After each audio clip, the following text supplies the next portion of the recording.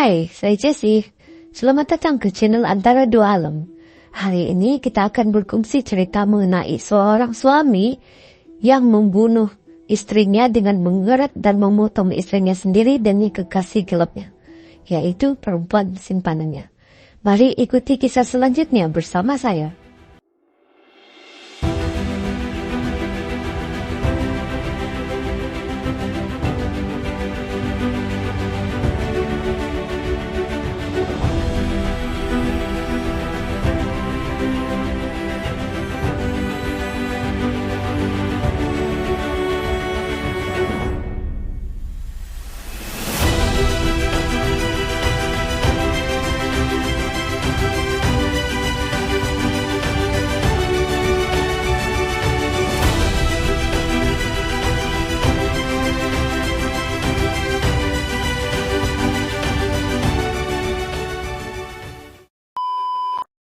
Bingit Situmoram atau dikenali sebagai Impus, lahir pada tahun 7 Maret 1977 di desa Ambarita, Pulau Samosir, Sumatera Utara. Semakin membesar semakin nakal, susah diatur dan suka buat sesuatu ikut kepala sendiri. Oleh sebab keras kepala dia itu, dia selalu bergaduh dengan bapak dia. Bukan 1-2 kali, tapi beribu kali mungkin dia bergaduh dengan bapak dia. Ada saja tidak kena. Sampai membuatkan bapak dia betul-betul tidak suka anaknya sendiri. Bingit atau Impus nih, ada seorang nenek dia ini tinggal di Jakarta. Kalau nenek dia pergi melawat si Impus ke keluarga, pasti nenek dia nampak si Impus nih bergaduh dengan bapak dia. Sampailah satu hari itu nenek dia cakap jangan dia, baguslah apa ikut aku pergi Jakarta Impus, dapatlah potong sikit-sikit bahagian keuangan untuk keluarga amun dia bilang. Bilang nenek dia lah. Pada umur 19 tahun, dia pindahlah ke rumah nenek dia. Bermulalah kehidupan dia di Otista, Jakarta. Mulanya dia langsung tidak pekerjaan. Kita panggil sebagai penganggur. Susah sikitlah dia mencari kerja sebab si Impus ni tidak pengalaman apa-apa kerja. Bukan itu saja, sekolah dia pun tidak tinggi. Berada tempat dia pergi interview selama beberapa bulan. Cari, akhirnya dia mendapatlah panggilan kerja sebagai pemandu bas awam di terminal bas di Jakarta Selatan. Sejak itulah mulalah peramai dia yang tidak bagus, seperti pemabuk, kekit perempuan, ambil barang terlarang, kuat minum arak, semua benda yang tidak baiklah dia buat. Di hasil gaji dia yang dia kerja tadi tu, dia buat untuk ambil barang-barang tu sama main perempuan. Sejak itu dia memang terjerumus habislah dalam lingkungan yang tidak baik.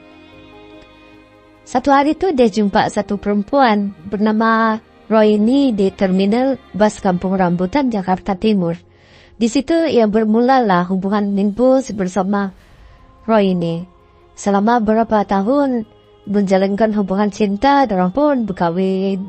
Dorang berkahwin di Samosir pada tahun 2001. Ada yang cakap tahun 2000. Tapi info yang saya dapatnya tahun 2001. Lepas kawin itu, dorang pun baliklah Jakarta dan dorang tinggal di sebuah rumah sewa di Ciracas. Impus masih lagi kerja sebagai pemandu bas dan Roy ini pula kerja di Manggarai. Tidak lama kemudian, mungkin dalam beberapa tahun juga lah, akhirnya si Roy ini tahulah peramai buruk si Impus nih, laki dia nih. Mungkin ambil terlarang ke apakah, pembam lah. Kamu pembam lah, minum arak, panas baran, banyak lagi lah sikap si Impus yang teruk nih. Dia selalu bergaduh nih dengan jiran-jiran dia. Jiran pun nih bergaduh, jangan juga. Mana lagi bila dia dengan si Ray ini bergaduh main teriak-teriak sampai semua jiran berkeluaran. Mungkin selalu dorang buat bising sebab bergaduh. Akhirnya jiran-jiran dorang pun komplain. Petar rumah tempat dorang menyewa berumah nih. Dan akhirnya si Impus keluarga pun kena halau pada tahun 2005. Dorang pun pindah ke rumah sewa lain. Tapi masih juga lah di daerah yang sama. Untuk pengetahuan kamu, dorang ni ada 2 orang anak. Hubungan si Impus dengan si Roy ini makin lama makin teruk. Yalah, si Roy ini kan dorang ada 2 anak sudah. Jadi dia rasa si Roy ini cantik sudah. Si Impus yang bosan dengan kehidupan dorang pun mulalah main perempuan. Yaitu skandal dengan satu perempuan bernama Darna Sri Astuti, umpan simpanan dia. Yang mana di sini kita panggil dia Tuti laki. Si Tuti ini kerja juga di sekitar terminal Kampung Rambutan. Tuti ini tidak tahu si Impus ini sudah kawin dan ada 2 orang anak bersama Raini. Sejak si Impus kenal si Tuti, dia jaranglah balik rumah dia. Hanya balik pun sekali-sekala. Itu pun setiap kali balik mesti dia maki hamun dan pukul si Raini sampai lubang-lubang. Lepas tahun Impus dengan si Tuti berkenalan, si Tuti pun ajaklah si Impus ni pergi rumah keluarga dia untuk sesuai kenal kali. Si Impus ni apalagi kesukaan lah dia. Di rumah keluarga si Tuti mesti hubungan dorang. Si Impus dengan si Tuti ni kena suruh lah kawin cepat-cepat oleh keluarga si Tuti. Jadi dorang pun berkahwin. Kalau tidak silap saya pada tahun 2006. Lepas kawin dengan si Tuti, lagilah si Impus tidak pernah sudah balik ke rumah si Raini. Nasib si Raini ni pandai juga kerja untuk kasih makan anak-anak dia. Sebab kalau harap si Impus ni langsung 1 sen pun dia tidak pernah bagi. Jangan cakap nafkah, anak-anak punya nafkah pun dia tidak bagi. Beberapa bulan kemudian si Impus ni baliklah rumah si Raini. Tidak tahu sebab apa, dorang pun bergaduh besar lah dengan si Raini. Si Impus ni memukul-mukul si Raini sehingga mata sebelah kiri si Raini sehingga mata si Raini hampir buta. Ramai je orang bilang mata si Raini memang buta sudah. Akhirnya si Raini pun minta cerai sebab tidak tahan dan kelakuan si Impus. Mulanya si Impus ni nak mau kasih cerai si Raini, tapi si Raini ugutlah dia akan buat report kalau si Impus tidak mau kasih cerai dia. Akhirnya si Raini dan Impus bercerailah pada tahun 2011. Tidak lama selepas Impus kawin dengan si Tuti, dia pun pindah balik di Jakarta, yaitu tempat di Kampung Rambutan lah. Cuma si Impus tidak lagi kerja sebagai pemandu bas, maksudnya dia berhenti kerja sebagai pemandu bas. Dan si Tuti pun berhenti kerja juga sebab dorang Tuti dengan Impus ni buka gerai soto, kira-kira sekali. Tapi gerai itu besok ada 1 bilik dan ada 1 tandas. Jadi di sini bermulalah kehidupan Tuti dan Impus sebagai peniaga soto di Kampung Rambutan. Setiap hari dorang ada banyak pelanggan. Ialah kan si Impus ni kenal banyak orang di sekitar Kampung Rambutan ni. Sebab dia kan dulu pemandu bas di terminal Kampung Rambutan juga. Jadi banyaklah kawan-kawan dia dari terminal tu yang support gerai soto dia ni. Sempat lagi peniaga-peniaga di situ keheranan kenapa ramai pelanggan dia setiap hari. Siasat punya siasat, cek punya cek oleh peniaga di situlah. Rupanya dia bukan saja menjual soto, tapi ada juga dia buat pesugihan mahal. Sebab peniaga-peniaga lain nampak si Impus ni siram macam bunga-bunga di depan gerai dia tiap malam Jumaat. Dan bukan itu saja. Gerai soto Impus dan Tuti ini pun ada juga menjual minuman keras atau kita panggil arak lah, yaitu minuman beralkohol. Semakin hari semakin ramailah pelanggan di gerai soto Impus dan Tuti ini. Menyebabkan Impus mula balik untuk mencari kekasih gelap.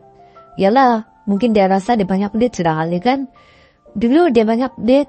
Maksud dulu dia kerja bawa bas tu dia ada duit kan. Begitu juga ada yang buat cari perempuan. Sekarang berulang lagi perangai lama Impus ni. Dan akhirnya dia berjumpa lah dengan seorang perempuan yang menjual jamu yang jalan-jalan tu. Yang bernama Tini. Mungkin orang yang pernah curang ni memang tak pernah berubah lah kali kan. Ngeraja. Setiap hari Impus memang cinta lah dengan si Tini. Sehingga Impus tidak sanggup untuk berjauhan dengan Tini. Lalu dia ajaklah si Tini ni tolong dia digerai juga. Gerai soto dorang tu. Untuk pengetahuan kamu, si Tini ni sebenarnya sudah kawin. Dan ada anak di luar kawasan kali. Tapi ada pula info di mana-mana. Saya dapat cari pasal laki dan anak si Tini ni. Oke, kita sambung balik cerita tadi. Kan si Impus ajak si Tini tolong lihat di gerai soto tadi. Jadi si Tini ni setujulah. Mulanya si Tuti ni tidak tahu kalau si Tini dan si Impus ni sebenarnya bermain cinta.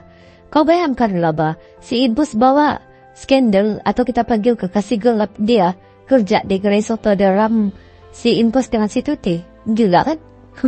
Tapi si Tini ni kan memang tidak tahu malu. Kan dia tahu si Tuti itu bini si Impus, kadang-kadang pula dia bermain cinta dan laki orang. Di gerai soto orang lagi tu. Siap bermusra-musra bergurau sendal lagi di depan si Tuti. Bermulalah kisah cinta tiga segi dalam antara Impus, Tuti dan Tini yang mengiat hati. Tiap hari Impus dan Tini bermesraan sehingga Tuti dapat mencium hubungan dorang. Ini menyebabkan Tuti itu marah dengan kedua-duanya. Dia salah, Impus manalah peduli. Tini lagi dapat dikap-cover daripada si Impus.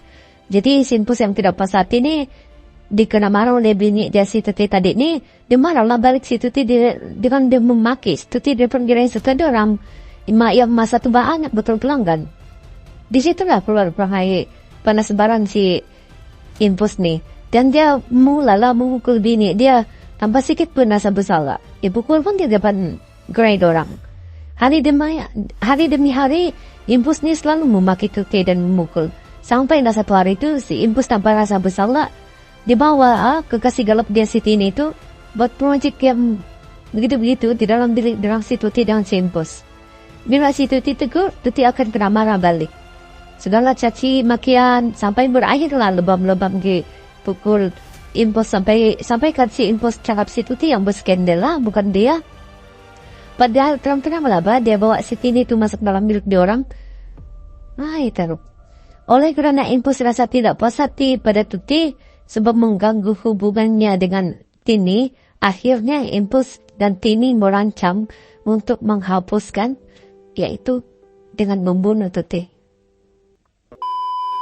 Ada satu malam tu, Impus tiba-tiba baik melayan Tuti. Tuti ini pun apalagi memandangkan Impus baik dengan dia pun ikut belajarkan si Impus ni untuk minum minuman keras dengan tertawa bahagia. Semua bersangkutan si Tuti ni, si Impus ni mungkin sedar dirilah kali bah.